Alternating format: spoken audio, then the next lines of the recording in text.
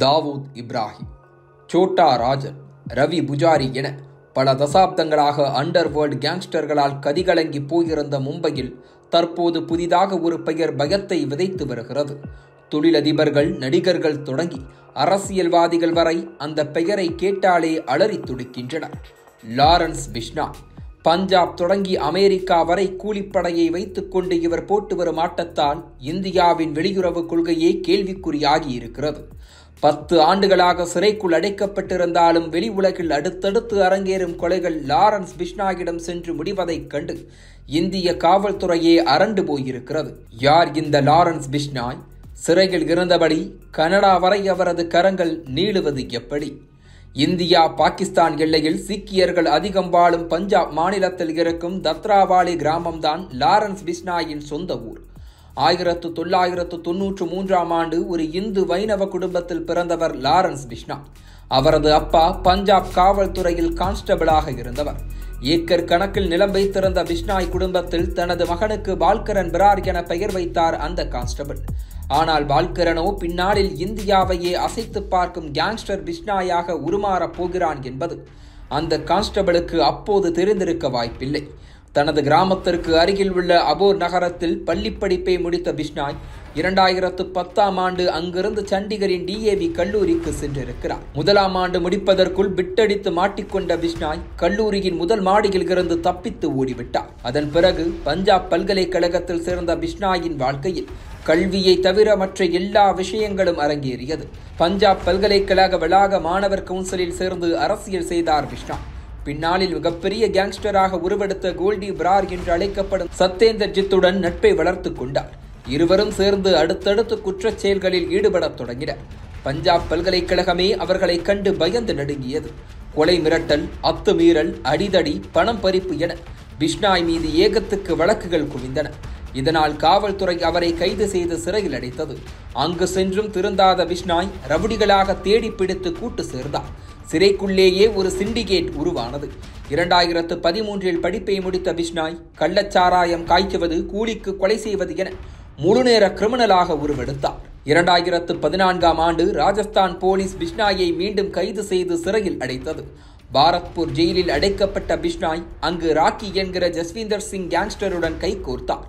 இந்த சூழலில்தான் 2018ஆம் ஆண்டு ஒரு முறை போலீஸ் வேனில் அமர்ந்தபடியே பாலிவுட் நடிகர் சல்மான் கான் ஜோத்பூரில் வைத்து செய்யப்படுவார் என மிரட்டல் விடுத்தார் லாரன்ஸ் பிஷ்னாய். ஒட்டுமொத்த கவனமும் பிஷ்னாய் பக்கம் திரும்பியது. மீடியாக்கள் எல்லாம் 20 ஆண்டுகளுக்கு முந்தைய கேஸை மீண்டும் புரட்டத் தொடங்கின. 1998ஆம் ஆண்டு ராஜஸ்தானின் கண்காணி கிராமத்தில் ஹம் சாத் சாத் ஹேன் திரைப்படத்தின் ஷூட்டிங் நடந்து கொண்டிருந்தது. சல்மான் கான் ஹீரோவாக நடித்த அந்த படத்தில் தபு, சோனாலி பிந்த்ரே, சாயிஃப் அலி கான், நீலம் என பெரும் ஸ்டார் பட்டாளமே இருந்தது. அத்தனை பேரையும் அழைத்துக் கொண்டு இரவில் பகோடா தானி காட்டுக்குள் வேட்டைக்கு சென்றார் சல்மான் கான். இந்த வேட்டையின் போது அவர் பிளாக் பக் எனும் 2 மான் வகைகளை உரிமம் இல்லாத துப்பாக்கிகளை வைத்து சுட்டதாக கூறப்படுகிறது. இதனால் கொந்தளித்து எழுந்தது பிஷ்னாய் சமூகம். பிளாக் பக் எனும் மான் வகைகள் தங்களது குருவான ஜம்பேஸ்வரரின் மறுபிறப்பு என்று நம்புகின்றனர் பிஷ்னாய்கள். போதா குறைக்கு அழிந்து வரும் விலங்கு இனங்களில் இந்த மான்களும் இருக்கின்றன. இதனால் ராஜஸ்தான் உயர்நீதிமன்றத்தில் சல்மான் கானுக்கு எதிரான வழக்குகள் குவிந்தன. வழக்கில் இருந்து தபு, சோனாலி பிந்த்ரே என மற்ற நடிகர்கள் விடுவிக்கப்பட்டாலும் சல்மான் கானுக்கு 5 ஆண்டுகள் சிறை தண்டனை விதிக்கப்பட்டது. ஆனாலும் சில நாட்களில் பெயில் வாங்கி வெளியே வந்துவிட்டார் சல்மான் கான். நீதிமன்றம் தண்டித்தாலும் சல்மான் மன்னிப்பு கேட்கும் வரை மறக்க மாட்டோம் என்றது பிஷ்னாய் சமூகம். இன்று வரை மன்னிப்பு கேட்காமல் முரண்டு பிடித்து வருகிறார் சல்மான் கான். இதுதான் லாரன்ஸ் பிஷ்னாய் சல்மானுக்கு குறிவைக்க காரணமாக மாறியது. ஒரு முறை, இருமுறை அல்ல, பல முறை சல்மான் கானுக்கு குறிவைத்தது பிஷ்னாய் கும்பல். கடந்த ஏப்ரல் மாதம் கூட சல்மான் கானின் வீட்டின் மீது அதிகாலையில் மர்ம நபர்கள் துப்பாக்கிச்சூடு நடத்தினர். இதற்கு லாரன்ஸ் பிஷ்னாயின் உறவினர் அன்மோல் பிஷ்னாய் பொறுப்பேற்றுக் கொள்ள சல்மான் கான் தற்போது Y+ செக்யூரிட்டியுடன் வலம் வருகிறார்.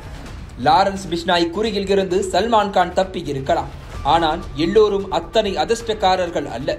2022இல் நடந்த சம்பவம் ஒட்டுமொத்த பஞ்சாபையும் உலுக்கியது.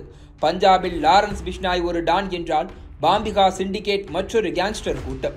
2 கேங்குகளுக்கும் இடையிலான மோதலில் பாம்பிகா சிண்டிகேட்டுடன் நெருக்கம் காட்டிய பஞ்சாபி பாடகர் சித்து மூஸ்வாலாவை செய்தது லாரன்ஸ் பிஷ்னாயின் கும்பல்.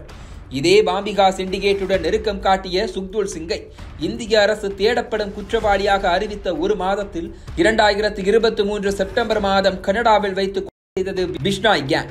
இப்படித்தான் இந்தியாவின் சிறையில் இருக்கும் லாரன்ஸ் பிஷ்னாயின் வெளிநாட்டு சதிவேலைகள் வெளிவந்தன. இதற்கு அடுத்த ஆண்டே அதே கனடா நாட்டு மண்ணில் காலிஸ்தானி ஆதரவாளரான பாம்பிகா கேங்கை சேர்ந்த ஹர்தீப் சிங் நிஜார் கொல்லப்பட்டார். இந்த சம்பவம் தான் தற்போது சர்வதேச அளவில் பேசுபொருளாக மாறி இருக்கிறது. இது ஏதோ 2 கேங்குகளுக்கு இடையிலான சிக்கல் என நினைத்தார். அதையும் தாண்டி ஆழமாக செல்கிறது பிரச்சனையின் விபரீதம். கனடா அரசு நிஜாரின் இந்தியாவுக்கு நேரடி தொடர்பு இருப்பதாக அதிர்ச்சி கொடுத்திருக்கிறது. இந்தியாவின் அதிகாரிகளை வெளியேற்றி இந்தியாவுக்கே அனுப்பிவிட்டது. அடுத்ததாக அமெரிக்காவில் வசிக்கும் சீக்கிய செயற்பாட்டாளர் குர்பத்வந்த் சிங் பன்னுனை இந்தியா சதி செய்ததாக அமெரிக்காவும் குற்றம் சாட்டியது. அந்நிய நாடுகளின் இறையாண்மையை மீறுவதா என இந்தியா மீது விமர்சனங்கள் குவிந்தன. காலிஸ்தானி ஆதரவாளர்களை கண்ட்ரோல் செய்ய லாரன்ஸ் பிஷ்னாய் போன்ற ஒரு கேங்ஸ்டரை இந்திய அரசை பயன்படுத்துவதாக விமர்சனங்கள் பெருகின. இந்திய அரசு ஒட்டுமொத்தமாக அத்தனை குற்றச்சாட்டுகளையும் மறுத்திருக்கிறது. லாரன்ஸ் பிஷ்னாய் விசாரணைக்காக கூட சிறையை விட்டு வெளிவர முடியாத 268வது சட்டப்பிரிவின் கீழ் அடைக்கப்பட்டிருக்கிறார் என விளக்கங்கள் பறக்கின்றன. ஆனால் அக்டோபர் மாதம் மராட்டிய முன்னாள் அமைச்சர் பாபா சித்திகி குற்றமாக கொல்லப்பட்டிருக்கிறார். சல்மான் கானுடன் நெருக்கம் காட்டியதால் பாபா சித்திகியை கொன்றதாக லாரன்ஸ் பிஷ்னாய் கேங் தான் பொறுப்பேற்றுக் கொண்டிருக்கிறது. சிறையில் இருந்தபடியே சிக்னல், டெலிகிராம் போன்ற செயலிகளை பயன்படுத்தி இந்தியா தொடங்கி சர்வதேச அளவில் குற்றச்செயல்களை அரங்கேற்றுவதாகவும் VPN பயன்படுத்தி தப்பிப்பதாகவும் லாரன்ஸ் பிஷ்னாய் மீதான குற்றச்சாட்டுகள் கசிய தொடங்கி இருக்கின்றன. ஆனால் செய்வதையெல்லாம் செய்துவிட்டு நாங்கள் தேசபக்தர்கள் என கொக்கரிக்கிறார் லாரன்ஸ் பிஷ்னாய். அவரை கொண்டாடுகிறது பிஷ்னாய் சமூகம். லாரன்ஸ் பிஷ்னாயின் புகைப்படங்களை டி-ஷர்ட்டுகளில் பிரிண்ட் அடித்து குழந்தைகளுக்கு மாட்டிவிடும் அளவுக்கு அவரது ஆதிக்கம் நீடிக்கிறது. இன்னொரு பக்கம் சினிமா பிரபலங்கள், தொழிலதிபர்கள், அரசியல்வாதிகள் என பலரையும் லாரன்ஸ் பிஷ்னாய் கேங் மிரட்டி வருவதாகவும், ஆனால் அச்சத்தால் புகார் கொடுக்க கூட யாரும் முன் வருவதில்லை என்கிறது மும்பை போலீஸ். சிறையில் இருந்தபடியே சிண்டிகேட்டாக இயங்கி தாவூத் இப்ராஹிம், ரவி புஜாரி, சோட்டா ராஜன் என முன்னாள் கேங்ஸ்டர்களை எல்லாம் முந்தி மும்பையையே அதிரவிட்டு வருகிறார் லாரன்ஸ் பிஷ்னாய்.